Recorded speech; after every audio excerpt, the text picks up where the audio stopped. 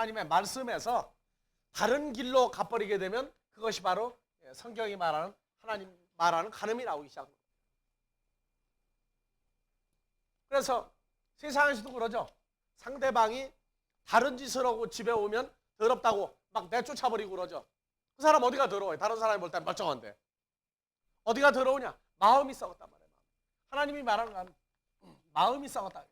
누구를 향하는? 그리스도와의 순수한 마음이 깨져버리면 그걸 간음이라고 얘기한다. 성경에서 말하는 남자와 여자. 성경에서 남자는 예수 그리스도예요. 여자는 성도들입니다. 요 기본적인 원칙을 항상 만들어 놓고 진행을 해야 돼요. 그러면 여기에서 남자와 여자가,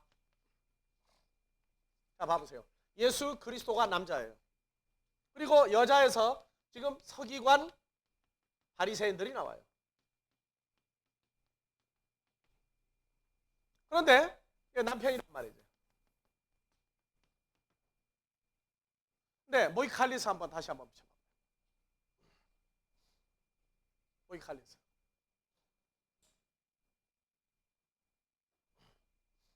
자, 가늠한 여자가 마태복음 12장 39절 40절 보니까 서기관 바리새인을 가늠한 여자라고 그랬는데, 누가복음 18장을 보면은요, 18장 8절부터 봐봅니다. 거긴 가늠하는 남자가 나와요. 가늠하는 남자가. 자,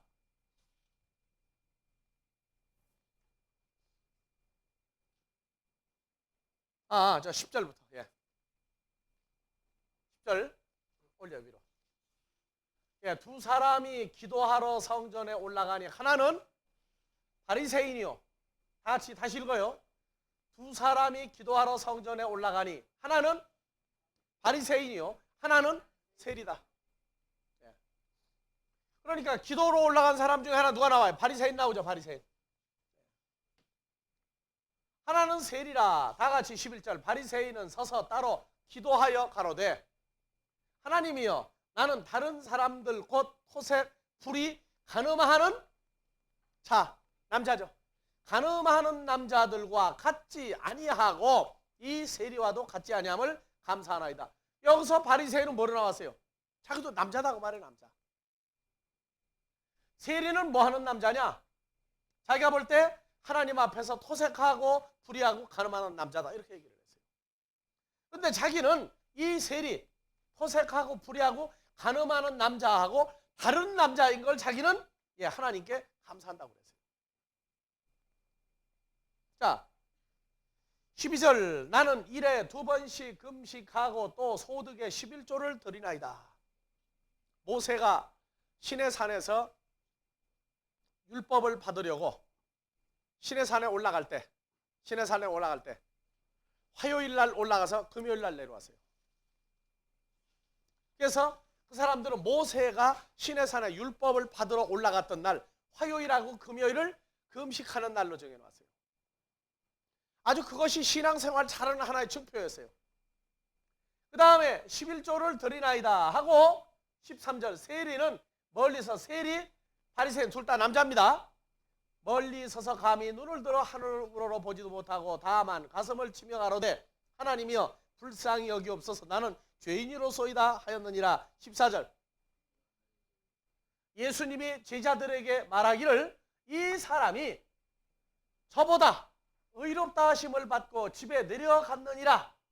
누굽니까? 세리예요, 바리새인이에요? 여기까지만 보면 몰라요. 다 같이. 무릇 자기를 높이는 자는 낮아지고 자기를 낮추는 자는 높아지리라 하시니라.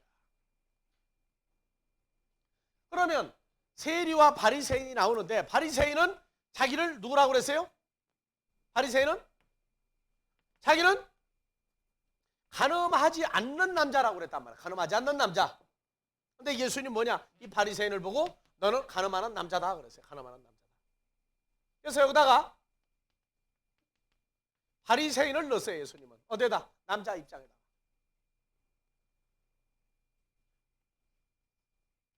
요걸 잘 생각을 해야 돼요. 자, 바리새인은 뭐 하는 사람이에요? 하나님의 일꾼으로 자처하는 사람들이에요. 뭐 하느냐? 바리새인도 복음을, 다른 복음, 다른 예수, 다른 영을 전하고 있는 존재들이란 말이에요. 그러니까 예수님도 바리새인을 이럴 때는 남자로 인정을 해줘요. 왜? 씨를 뿌리니까. 요 바리새인은 누구의 씨를 뿌립니까? 마귀의 씨를 뿌리는 거예요. 그래도 남자라고 해서도 인정을 해줘요. 족속 전체로 볼 때는 여자가 될 수도 있지만 하나님의 말씀을 증거할 때는 남자로도 인정을 해준다고 말해요. 왜? 마귀 자식으로 마귀의 씨를 뿌리고 다니니까. 그래서 요한복음 8장에서 44절에 보면은 이 서기관 바리새인들은 요한복음 8장 44절, 자, 너희는 너희 애비 누구에게서 났으니? 마귀에게서 났으니 너희 애비의 욕심을 너희도 행하고자 하느니라. 그래서 마귀는 뭐 하는 놈이냐? 진리에 서지 못하고 진리가 속에 없으므로 말할 때마다 제 것으로 말하는 이는 뭐가 되느냐? 거짓말장이다. 거짓말장이다. 그러니까 마귀라고 그러는 건 별명이 또 하나 있어요. 뭐가 있어요? 거짓말장이에요. 거짓말장. 속이는 자요, 거짓말장이에요. 그래서 거짓말쟁이다 하는 얘기는 마귀다. 아주 고등마귀다 그 말이에요. 마귀. 서기관 바리새인들도 누구 자식이냐? 마귀 자식이다 그 말이에요. 그러니까 마귀의 씨를 뿌리고 다니니까 남자다 이렇게 인정을 해줘요. 그러면 복음을 증거하는 그리스도의 일꾼들도 말씀을 증거할 때는 뭐라고 그러냐? 남자라고 해줘요. 왜 남자라고 그러느냐? 그래서 요한복음 13장 20절 봐보세요.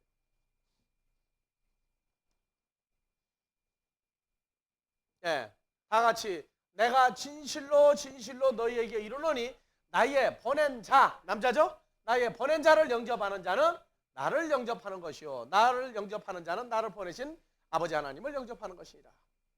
누구 보겠어요? 제자들 보겠다. 그러니까 하나님의 일꾼이, 즉 예수 그리스도의 일꾼도 뭐라고 그러냐? 남자라고 인정을 해줘요. 나가서 씨를 뿌려요. 누구 씨를 뿌려야 돼요? 예수 그리스도와 연합하여 예수님의 씨를, 하나님의 아들들을 뿌리는 일을 할 때 이것은 일꾼이다 그렇게 얘기해요. 남자다. 남편이다 그렇게 얘기해요. 단독이 아니라 주님과 연합된 남자다 그 말이에요. 주님과 연합된 남자. 그러니까 복음과 예수와 성령이 전하는 게 이쪽하고 달라요. 똑같은 남자하고 씨를 해도. 그래서 누가복음에서 자, 마태복음 16장을 한번 가봅시다. 마태복음 16장.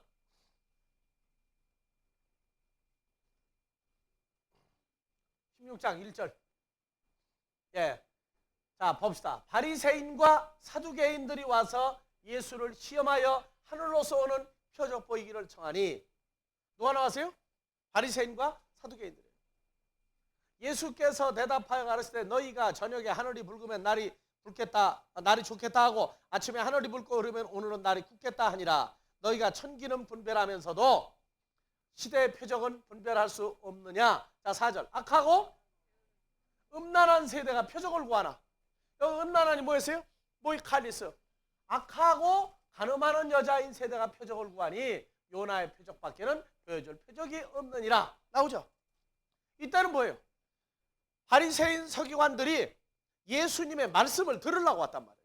말씀을 들으러 오니까 이때는 뭐라고 그러느냐? 서기관 바리새인을 여자로 얘기한다. 아시겠습니까? 여기 여자로 서기관 바리새인. 사두개인도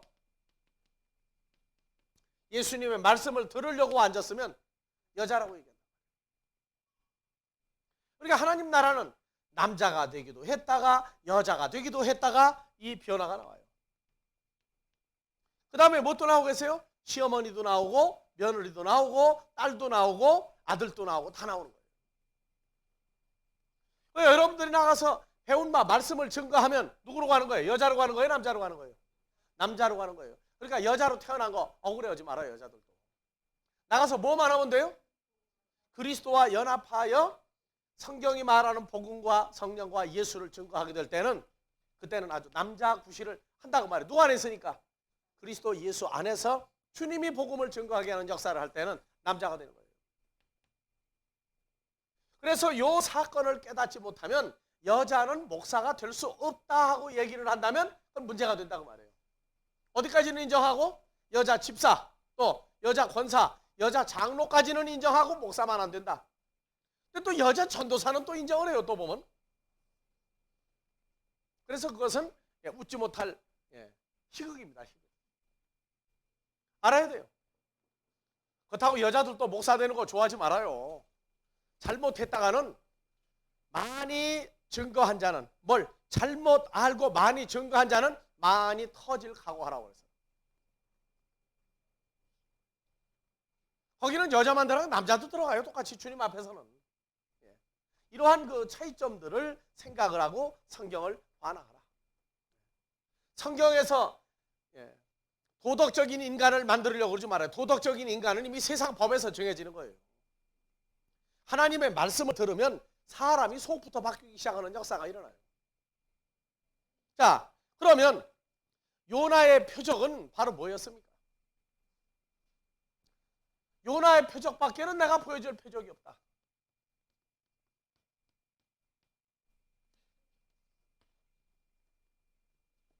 가늠하는 여자들에게는,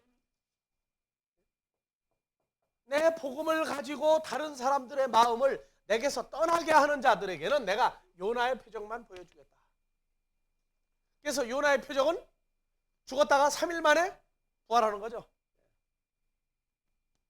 죽음에서 3일 만에 부활해요. 그러면 요나가 죽음이라고 하는 입장으로 가기 전까지 요나는 어떤 사람이었어요? 자, 요나서 가봅시다. 요나서 1장 17절. 1장 17절. 봐봅시다. 다 같이 읽어봅시다. 여호와께서 이미 큰 물고기를 예비하사 요나를 삼키게 하였으므로 요나가 3일 3야를 물고기 배에 있으니라. 요나가 물고기 뱃속에서 하나님 여호와께 기도하여 가로되 내가 받는 고난을 인하여 여호와께 불러 아뢰어 쌉더니 주께서 내게 대답하였고 내가 스올의 뱃속에서 부르짖어 쌉더니 주께서 나의 음성을 들으셨나이다. 주께서 나를 깊음 속 바다 가운데에 던지셨으므로 큰 물이 나를 둘렀고 주의 파도와 큰 물결이 내 위에 덮쳤나이다. 자, 4절. 내가 말하기를 내가 주의 목전에서 쫓겨났을지라도 다시 주의 성전을 바라보겠나이다 하였나이다. 그래서 요나가 무슨 일이 납니까? 이제 큰 물고기 뱃속에서 밖으로 나와서 니느웨에 가서 뭐 하는 일이 벌어졌어요? 3장 1절부터. 여호와의 말씀이 두 번째 요나에게 임하니라. 이르시되 2절 일어나 저 큰 성읍 니느웨로 가서 내가 네게 명한 바를 그들에게 선포하라 한지라. 그래서 요나가 3절 여호와의 말씀대로 일어나서 니느웨로 가니라. 니느웨는 극히 큰 성읍이므로 3일 길이니라. 또 3일을 걸려서 뭐를 했어요? 요나가 성에 들어가 하루 길을 행하며 외쳐가로되 40일이 지나면 니느웨가 무너지리라. 복음 증거했죠. 복음 증거했죠. 그러면 요나가 물고기 뱃속에 들어가기 전에 무슨 일 했어요? 요나서 1장으로 갑시다. 1장. 자, 1절부터 읽으세요. 여호와의 말씀이 아미떼의 아들 요나에게 임하니라. 이르시되 너는 일어나 저 큰 성읍 니느웨로 가서 그것을 쳐서 외치라. 그 악독이 내 앞에 상달하였음이니라 하시니라. 3절. 그러나 요나가 여호와의 낯을 피하여 일어나 다시스로 도망하려 하여 요바로 내려갔더니, 다시스로 가면 다시 어디로 가야 돼요? 니느웨로 가야 되죠. 그래서 다시스로 도망하려 하여 요바로 내려갔더니 마침 다시스로 가는 배를 만난지라. 여호와의 낯을 피하여 함께 다시스로 가려고 선거를 주고 배에 올랐더니 여호와께서 태풍을 대적하여 배가 거의 깨어지게 된지라. 요나는 어디에 들어가 있어요? 근데 참 이상해요. 하나님의 품을 떠나서 다른 데로 가려고 그러면요, 척척척척 준비가 돼요. 니느웨로 가서 말씀 전하라고 그러면 하나님의 일꾼이죠. 근데 가기 싫어했어요. 그러면 누가 된 거예요? 하나님 떠난 거죠? 떠난 거예요. 그 상태가 바로 뭡니까? 간음이에요. 하나님 말씀을 거부하고 다른 데 가는 것도 간음이다 그 말이에요. 그런데 보니까 다시스로 가는 배가 탁 있단 말이에요. 그러니까 맞다, 이 하나님 뜻이다. 그리고 배 밑에 들어가서 아주 늘어지게 잠을 자고 있는데 배가 부서지게 돼가지고 끄집어내죠. 제비를 뽑는데 누구한테까지 가요? 마지막 한 사람 안 뽑고 남은 게 있어. 배 탄 사람 숫자대로 종이에다가 OX 표시를 했죠. 딱 하나, 요 X 표시한 게 요게 접혀가지고 딱 있는 거예요. 속에 X자가 들었어요. 다른 사람은 다 뽑았는데 그 배가 왜 그렇게 부서지게 생겼는지 이유를 몰라요. 다 뽑았는데 이거 딱 하나가 났어, 제비가. 그래가지고 보니까 한 사람 찾아보니까 요나가 배 속에 들어가서 자고 있단 말이에요. 요나 보고 뽑으라고 그랬어요. 그러면 뭐 나와요 이제? 당신 때문에 배가 이 모양이 됐다고 얘기해요. 왜 그러냐? 그러니까 나는 하나님의 사람으로 하나님 얼굴 피해서 도망가다가 이런 일 났다고 그러니까 이제 또 그 사람도 겁을 내는 거예요. 이제 나를 지금 바닥에다 집어 던지라고 그래도 안 집어 던져요. 또 우리가 주님 피해서 어디를 가면은요, 가도록 아주 좋은 길이 딱 대로가 준비되어 있어요. 어디까지 갈 동안? 가서 벽에 부딪힐 때까지 이게 생겨. 이게 미리 처음에 징조가, 피할 징조가 나오거든. 여기서 스톱해야 돼요. 여기까지 가면 안 돼. 여기까지 가면 이게 요나같이 이제 죽내 사는 문제가 생겨요. 그래서 요나의 표적이라는 얘기는 먼저 하나님을 떠났던 요나입니다. 그러니까 서기관 바리새인들 보고 너 놈들도 꼭 요나 같은 놈들이다 그 얘기예요. 왜? 하라는 건 안 하고 왜 자꾸 다른 쪽으로 자꾸 가느냐 그 말이에요. 그러나 요나는 3일 만에 죽음에서 살아나서 니느웨 가서 복음을 증거하지 않았느냐. 나도 죽었다가 3일 만에 부활하겠다는 것 이전에 한번 죽음을 겪고 살아나야 하나님의 일을 할 수 있다는 증거도 또 한번 보여준 겁니다. 자, 그래서 요한복음 8장 3절에서 4절을 한번 봐봅니다.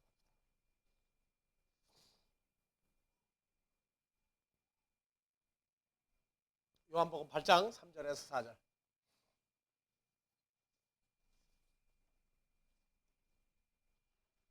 다 같이 봅시다.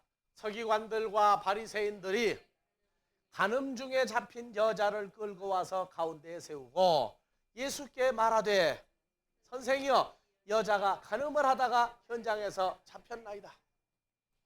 모세는 율법에 이러한 여자를 돌로 치라 명하였거니와 선생은 어떻게 말하겠나이까? 저희가 이렇게 말하면 고소할 조건을 얻고자 하여 예수를 시험함이라라. 자, 이제 누가 등장합니까? 간음한 여자. 간음한 여자는 모이카리스죠. 간음한 여자예요. 누가 나오느냐? 바리새인들이 나와요. 예수 그리스도가 나옵니다. 바리새인들이 보니까 간음 중에 잡힌 여자를 끌고 와요.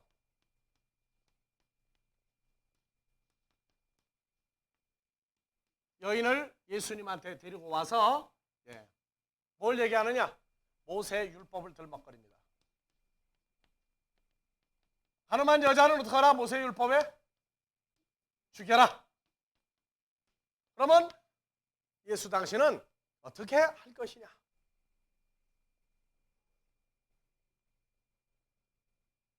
자, 그러면 3절.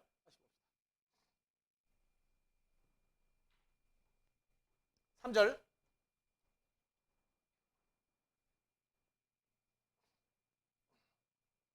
다시 읽읍시다. 서기관들과 바리새인들이 간음 중에 잡힌 여자를 끌고 와서 가운데 세우고. 자, 이럴 때 서기관 바리새인들은 성경에서 지금 예수님 뭐라고 그랬어요? 간음한 여자라고 그랬죠. 또 하나는 뭐라고 그래요? 간음한 남자라고도 얘기해요. 그래서 여기 지금 서기관 바리새인들은 두 가지를 좀 다 가지고 있어요.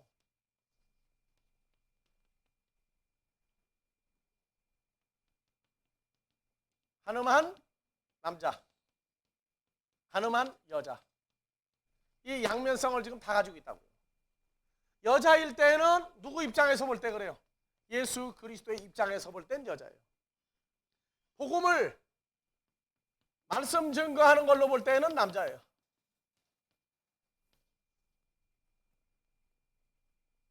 근데 요한복음은 참 아주 묘한 얘기가 들어있어요. 자, 3절부터 다시 한번 봐봅시다.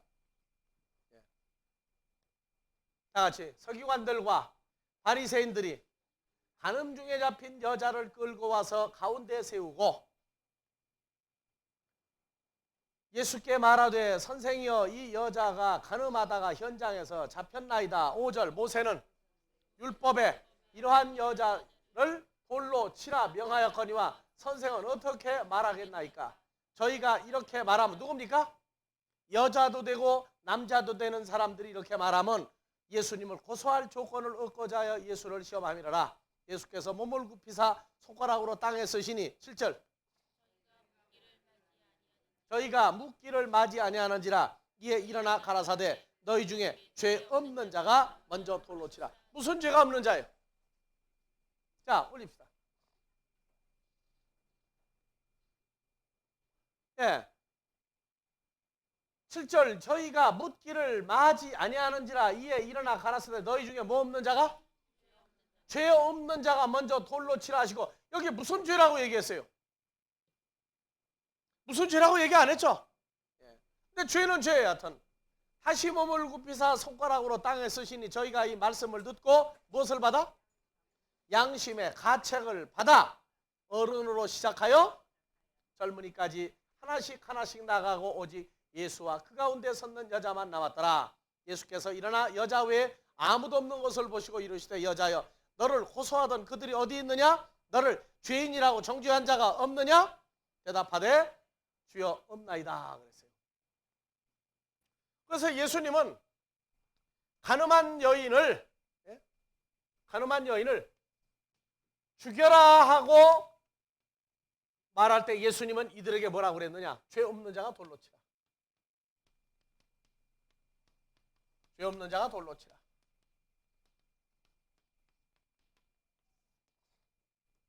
무슨 죄냐? 간음한 여자를 데리고 왔으니까 간음한 죄가 없는 사람은 돌로 쳐라고 얘기했어요. 그랬더니 서기관 바리새인들이 어떻게 돼버렸어요?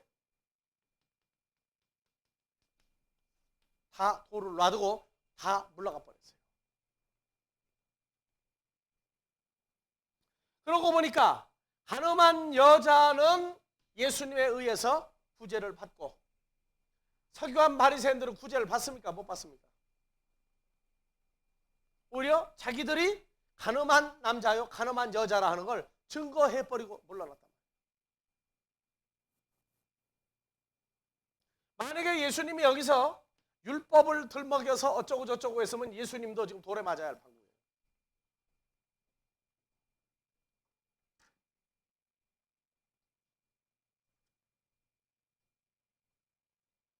자, 이스라엘 백성과 이스라엘 백성들은 율법이 있어요. 율법이 있다고요. 율법에는 로마서 7장 1절에서 5절 사이에 율법이 들어있어요. 자, 로마서 7장 1절부터 봐.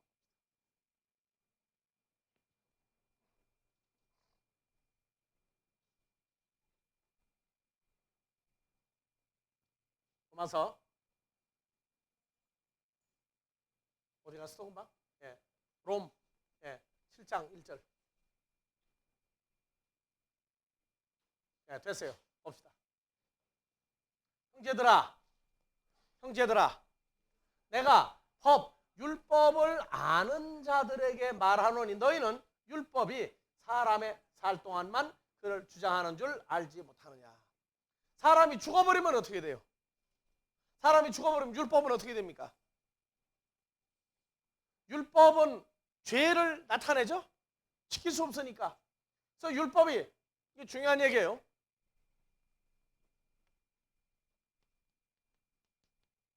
율법은 사람이 생존할 때만 적용이 돼요. 생존할 때만. 사람이 죽으면 율법에서 해방되는 겁니다. 죽으면 율법에서 해방돼요. 자, 그러면 봐보세요. 사람이 생존해 있다, 살아 있다와 죽었다의 차이점을 어떻게 보느냐. 그래서 성경에서 율법이라고 하는 이것을 사람이 살아있으면 적용을 한다. 무슨 얘기인지 지금 이해가 안 가죠? 2절 봐보세요. 자, 남편 있는 여인이 그 남편이 살아있는 생전에는 법으로 그에게 매인바 되나 만일 그 남편이 죽으면 남편의 법에서 해방되었느니라. 자, 여기서 남편은 뭡니까? 율법이죠? 율법이에요. 그래서 남편이 죽으면 그 율법으로 그에게 매인돼서 해방된다고 그래요. 그래서 율법을 뭐라고 그러느냐? 율법을 남편이라고도 얘기해요.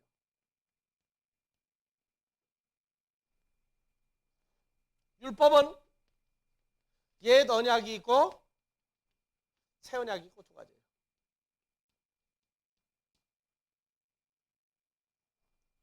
그래서 3절 그러므로 만일 그 남편 생전에 다른 남자에게 가면 뭐라고 그래요? 음부라 이르되 남편이 죽으면 그 법에서 자유케 되나니 다른 남자에게 갈지라도 음부가 되지 아니하느니라. 그래서 4절 그러므로 내 형제들아 너희도 그리스도의 몸으로 말미암아 율법에 대하여 죽임을 당하였으니 이는 다른이 곧 죽은 자 가운데서 살아나신 이에게 가서 우리로 하여금 하나님을 위하여 열매를 맺게 하려 함이니라.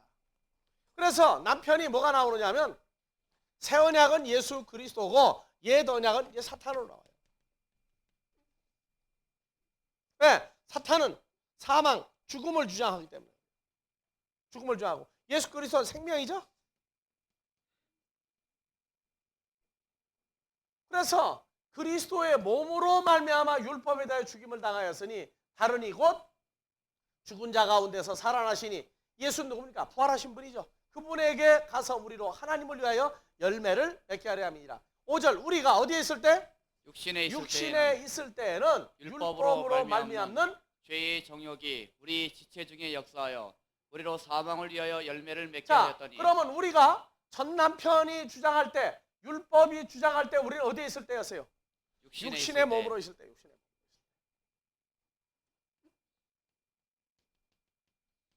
육신의 몸으로 있을 때를 뭐라고 그러냐? 율법이 주장할 때고 사람이 살아있을 때다 얘기해요. 그러면 육의 몸에서 어디로 바뀌면 돼요? 해방되려면 육의 몸에서 어느 몸으로 바뀌면 돼요? 고린도전서 15장 47절에서부터 봐봅시다. 47절에서 49절까지.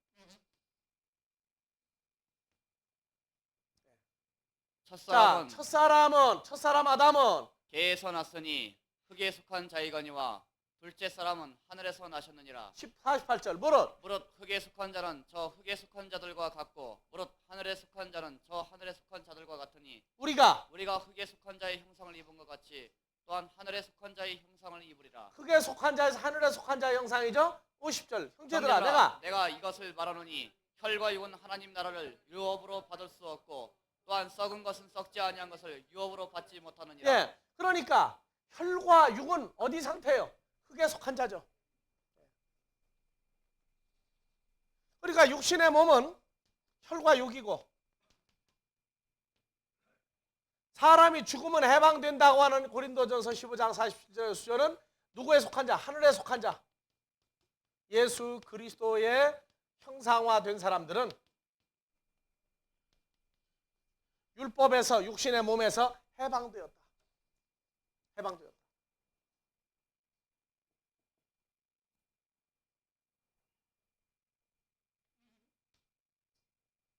그래서 그리스도의 몸으로 말미암아 죽고 부활에 동참하면 여기서 살아났다고 그래요. 그리스도의 몸으로 말미암아 죽고 부활에 동참하면 살아났다. 그래서 누구에게 가느냐? 그리스도 예수에게 간다고 그래요. 그래서 이것을 더 확장을 하면 에베소서 2장 1절에서 5절이 또 나와요. 육신으로 있을 땐 누구냐? 허물과 죄로 죽어 있다 그래요. 죽어 있다. 그래서 그리스도의 은혜로 말미암아 죽은 자 가운데 산 자가 되는 역사가 또 나옵니다. 자, 그러면 다시 로마서 7장으로 다시 갑시다. 로마서 7장. 네. 형제들아, 내가 법 아는 자들에게 이런 법은 말하노니 율법이죠? 율법을 아는 자들에게 말하노니. 너희는 율법이 사람의 살 동안만 그를 주관하는 줄 알지 못하느냐? 예. 그러면 여러분들은 살아있는 사람이에요? 죽은 사람이에요? 한번 죽었죠? 누구로 말미암아? 로마서 6장 3절에서 5절에 한번 죽었다가 그리스도의 몸으로 말미암아 죽었다가 다시 살아난 사람들이에요. 로마서 6장 3절부터.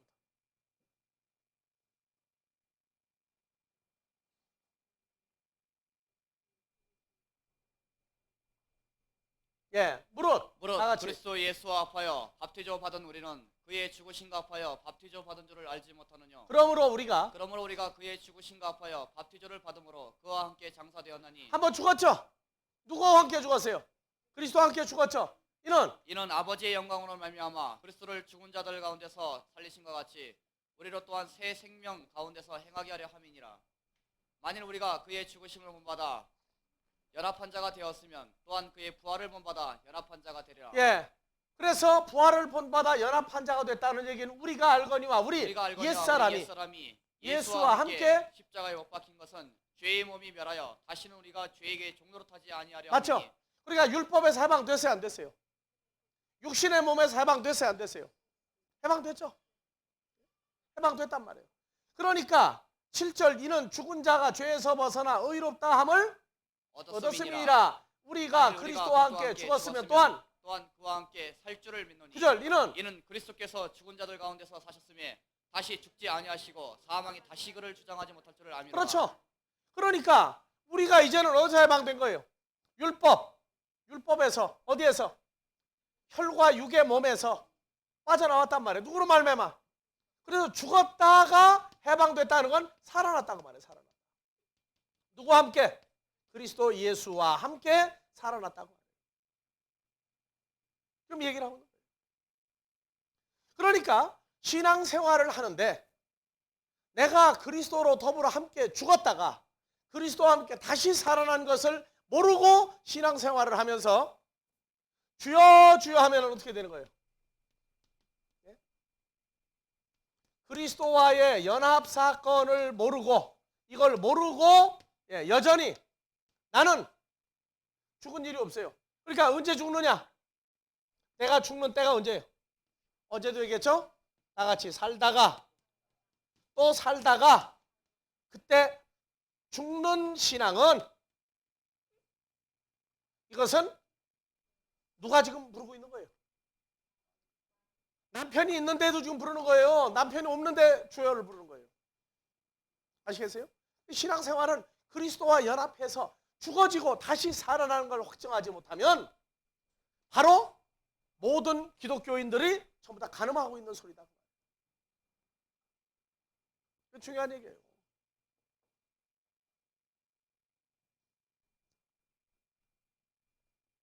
그러니까 주님을 내가 만났다 하는 얘기는 영접했다는 얘기예요. 내가 이미 죽었다는 얘기예요. 그리고 다시 살아났다는 얘기예요. 지난번에 외국에서 실화로 있었죠. 아주 사회적으로 저명한 여자가 교통사고를 경미하게 입었는데 정신이 어떻게 돼버렸어요? 기억상실증이 돼버렸어요. 여자가. 근데 여자가 미모에다가 너무 똑똑하고 잘생겼어요. 그러니까 직장 구하는 건 아무것도 안 했어요. 병원에 갔는데 다친 게 없다는 거예요. 그러고 내보냈는데 아무것도 없어요. 우리말로 말하면 주민등록도 없고 아무것도 없는 거예요. 근데 보니까 여자가 똑똑해. 직장을 구하러 가니까 직장이 돼버렸어요. 근데 자기 살던 곳이 아니야. 저 뭔데? 이 여자가 누구와 결혼했느냐? 거기 있다가 보니까 다른 남자하고 결혼을 했어. 근데 여자는 남편이 있었어요. 뭐 하기 전에? 교통사고 나기 전에. 이 여자 가늠한 거야, 안 한 거예요?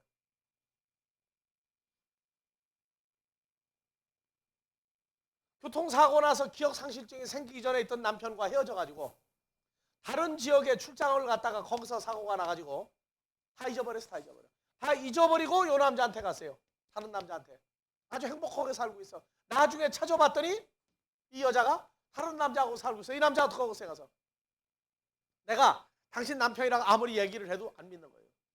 나중에 서류를 다 갖다 배주고 보니까 자기하고 똑같은 여자거든. 근데 이미 늦었어.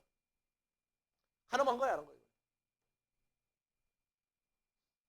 가늠 안 한 거예요, 여자는. 왜 과거 기억이 하나도 없는데 어떡할 거예요?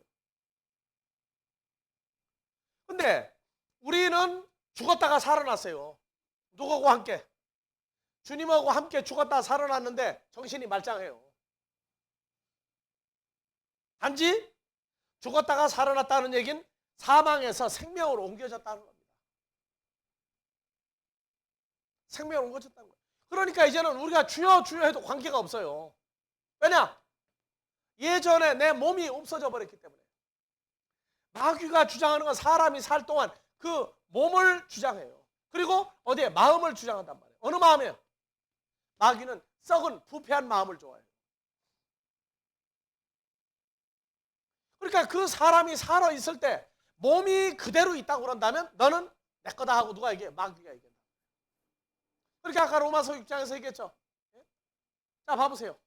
8절. 만일 우리가 그리스도와 함께 죽었으면 또한 그와 함께 살 줄을 믿노니 이는 그리스도께서 죽은 자 가운데 사셨으면 다시 죽지 아니하고 사망이 다시 그를 주장하지 못할 줄을 알미니라. 내려보세요. 6절.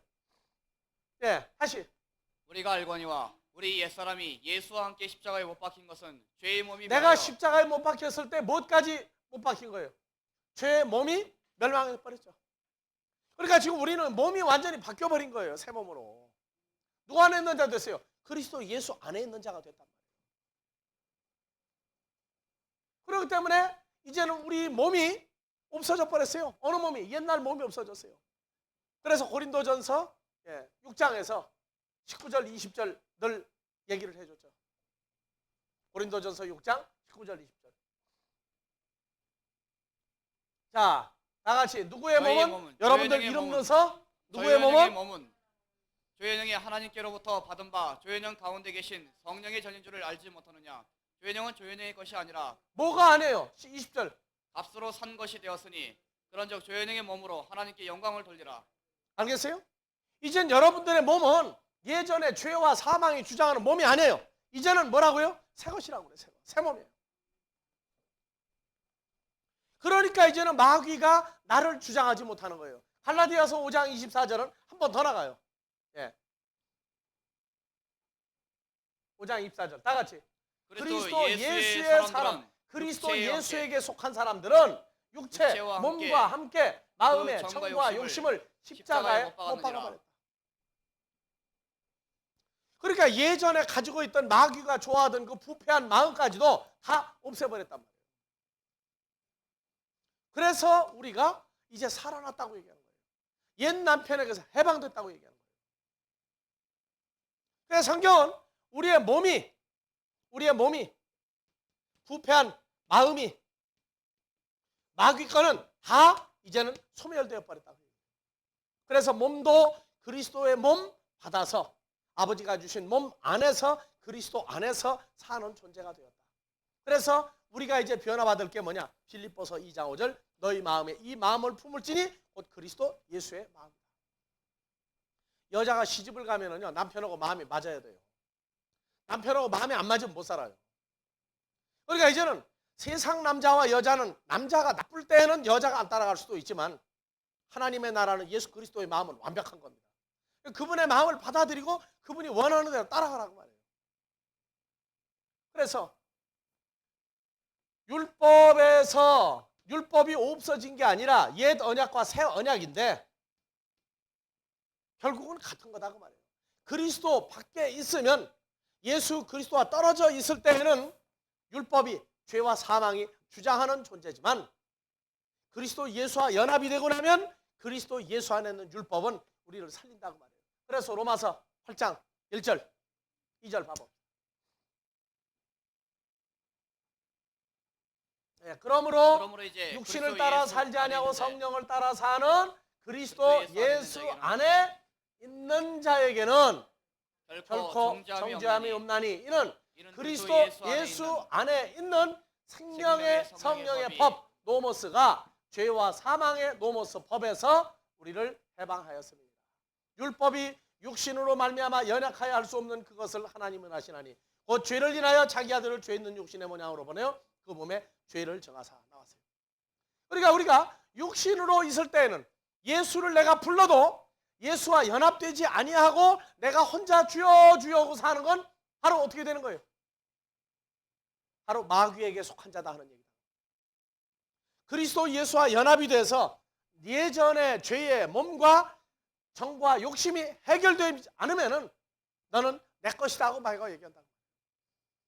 그래서 성경은 간음이라고 하는 상태를 새롭게 조명을 해주는 게 바로 그거다. 새롭게 조명을 해준다. 그래서 율법이 로마서 8장 2절 올리고 헬라어로 바꿔봐요.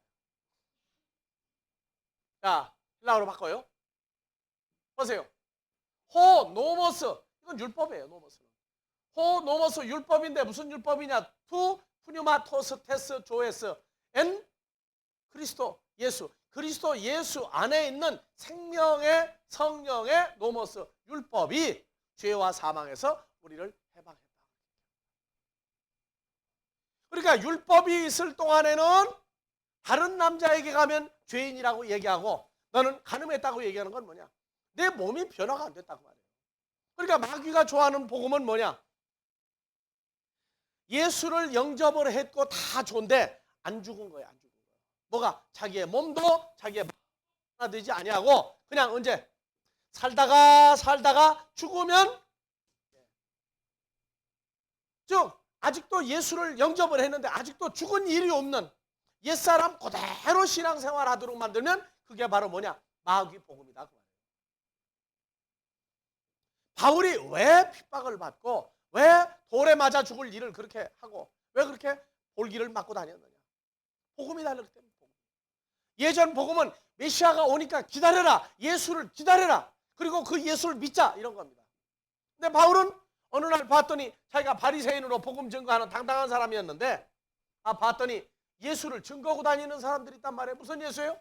내가 예수를 만났고 내가 예수를 영접했고 하는 사람 만나고 나니까 머리가 도는 거예요. 그래서 예수 믿는 사람 붙잡으러 다메섹까지 가다가 거기서 주님을 만나고 난 다음에 사울아 사울아 네가 어찌하여 나를 핍박하느냐?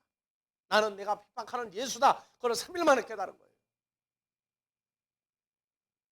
오늘날 교회를 아무리 다닐지라도 자기가 현재 주를 영접한 순간 자기의 몸과 부패한 정과 욕심은 이미 주님이 없애버린 사건을 확증해 주지 않는 복음은 예수를 믿게 하되 가늠하는 여자를 가늠하는 남자를 만드는 복음이란 말이에요. 그런데 유럽에 갔더니 무슨 일이 벌어졌느냐? 로마서 7장 2절 3절 결혼이라고 하는 것도 이걸 세상법으로 풀어버렸어요. 자 2절 남편이 있는 여인이 그 남편 생전에는 다 같이 읽으세요. 남편이 있는 여인이 그 남편 생전에는 법으로 그에게 매인받으나 만일 그 남편이 죽으면 남편의 율법에서 자, 벗어나니라. 남편이 살아있을 때에는 여자의 어디를 주장합니까? 여자의 몸과 마음을 남편이 주장을 하죠. 남편이 죽었다는 얘기는 그 여자의 몸을 주장할 수가 없이 돼버린 거예요. 그러니까 그러므로 만일 다 같이 그 남편 생전에 다른 남자에게 가면 음부라 이르되 남편이 죽으면 그 법에서 자유케 되나니 다른 남자에게 갈지라도 음부가 되지 아니하느니라. 우리가 유럽에 선교사로 나갔는데 우리 교회 온 여자 집사님 중에 한 분이 있는데 머리를 피부에 올 정도까지 머리를 길렀어요. 그리고 봉사하고 충성하고 열심으로 하는데 그 사람 따라갈 만한 사람이 없어요. 근데 나중에 세월이 지나고 난 다음에 내용이 나왔는데 남편이 버젓이 살아있어요. 아들 둘을 낳아놓고 이 남자가 부인이 수고해가지고 대학까지 졸업을 다 시켜놨더니 딸 같은 여자한테 재혼을 해버린 거예요. 이 여자는 고민이 돼서 일도 못하고 이제는 정부에서 나오는 구호금 가지고 살고 정신적으로 정말 이제 불안 증세까지 생기고 집을 나가고 난리가 났어요. 근데 누굴 만났느냐? 그 위기에 처했을 때 독일의 정통 보수 신앙이라고 그러는 걸 가진 독일 사람들을 만났어요. 그 사람들에게서 생활비도 보조받고 무슨 일 있으면 그 사람들이 나와서 법적인 대처를 해주고 어렵다 그러면 물질도 봉사해주고 그러면서 이 사람들이 와서 뭘 시켰냐? 성경 공부를 계속 시킨 거예요. 여자는 머리를 깎지 마라. 왜 머리를 길렀어요? 그 다음에 뭐냐? 재혼을 해야 되겠는데 재혼을 못하게 어디를 딱 꺼내놓고 보니까 자 다시 비춰봐요. 이 구절 내는 거예요. 로마서 7장 2절 3절 내놓고 다시 읽으세요. 당신은 어떤 여자냐고 얘기해요. 남편이 있느냐 없느냐 읽어보세요. 남편이 있는 여인이 그 남편 생전에는 법으로 그에게 매인받으나 그러니까 남편이 살아있을 동안에 당신은 이미 남편에 가지고 매어있는 여자다 그 얘기예요. 그러니까 만일 남편이 그 죽을 남편이 때까지는 죽으면, 당신 시집 못 간다. 그래서 3절 그러므로 만일 그 남편 생전에 다른 남자에게 가면 음부라 이르되 남편이 죽으면 그 법에서 자유케 되나니 다른 남자에게 갈지라도 음부가 되지 아니하느니라. 그러니까 남편 죽을 때까지 이 사람은 시집 못 가는 거예요. 아시겠어요? 그거를 성경이라고 가르쳐버리면 성경에서 말하는 남자와 여자가 자 1절에도 나왔죠? 1절 내려봐요. 형제들아 내가 법 아는 자들에게 말하노니 너희는 율법이 사람이 살 동안만 그를 어떤 사람이 죄와 정욕이 주장하는 사망의 몸을 가지고 있는 사람이 살 동안만 그리스도 밖에 있는 율법은 주관한다고 말해요. 그래서 4절 그러므로 내 형제들아 너희도 그리스도의 몸으로 말미암아 율법에 대하여 죽임을 당하였으니 이는 다르니 곧 죽은 자들 가운데서 살아나신 이에게 가서 우리로 하나님을 위하여 열매를 맺히게 하려 함이니라. 그래서 육신에 있을 때가 언제예요? 그리스도 몸 밖에 있을 때가. 이것을 가르쳐 주었는데도 그 사람은 이 말씀을 깨닫지를 못해요.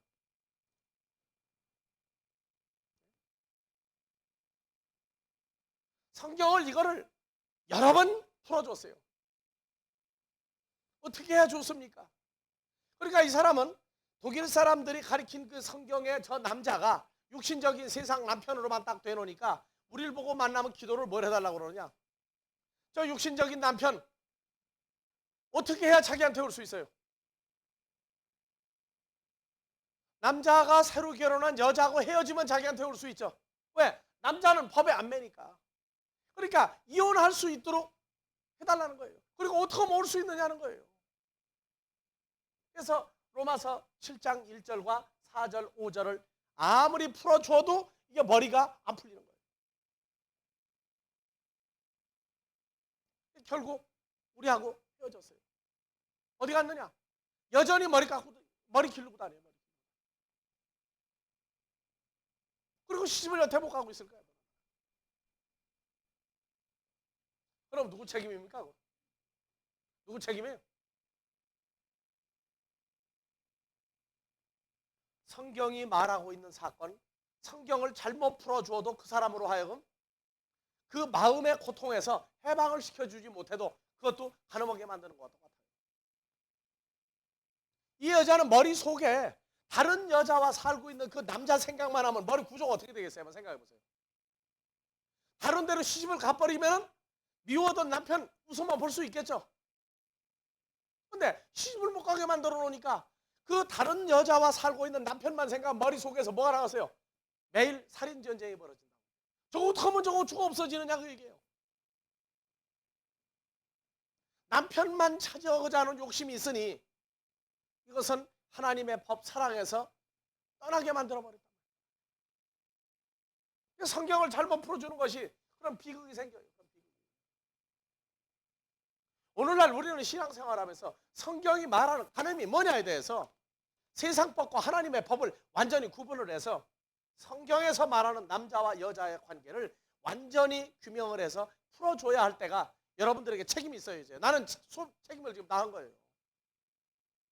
새로 만나는 사람에겐 책임이 또 있지만 여러분들에게 얘기를 해준 겁니다. 그러려면 여러분들이 먼저 그리스도와 함께 죽었다가 다시 살아나서 이제 그리스도의 몸 안에서 새로운 피조물이 됐다는 사건을 여러분들이 스스로 확증해야 되는 신앙의 때가 이제 온 겁니다. 그러니까 마태복음 7장 21절 이하에서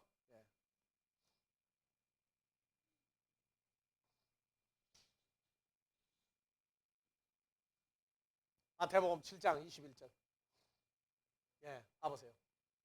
나더러 주여 주여 하는 자마다 천국에 다 들어갈 것이 아니요 다만 하늘들 안에 계신 내 아버지 뜻대로 행하는 자에 들어가리라.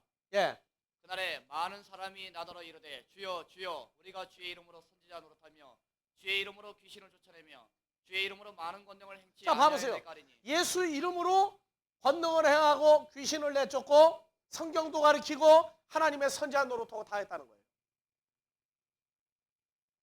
근데 예수님 뭐라고 그랬어요? 23절. 그때 내가 저희에게 밝히 말하되 내가 너희를 도무지 알지 못하니 불법을 행하는 자들아 내게서 떠나가라 하리라. 아시겠어요?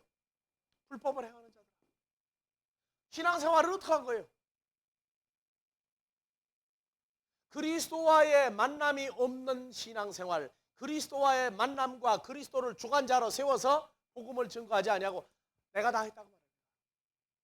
예수 이름으로 기도하고 예수 이름으로 성경 가르치고 예수 이름으로 금식하고 예수 이름으로 병 고치고 다 했어요. 그러나 예수는 어디 갔느냐?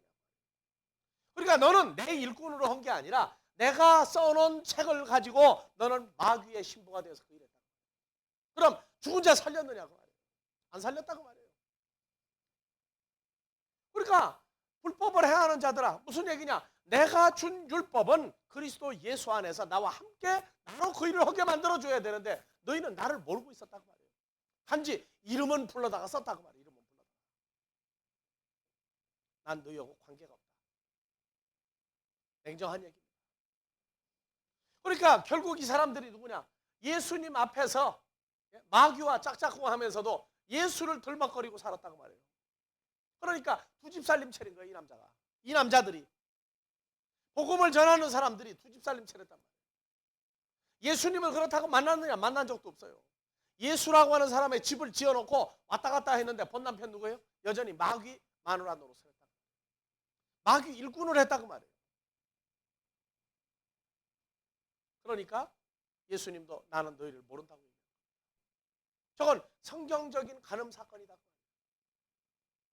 너희는 마귀가 너희 애비인데 너희 남편인데 어찌하여 나를 남편이라고 부르고 나를 주여하고 부르냐. 주여라는 말은 주인이라는 말이에요. 주인. 여자가 남편을 향해서 부르는 말입니다.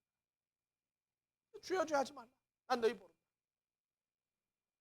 이 간음 사건이 2000년 전뿐이 아니라 마지막 때 끝날까지 저게 계속이 되는 사람들이 있어요.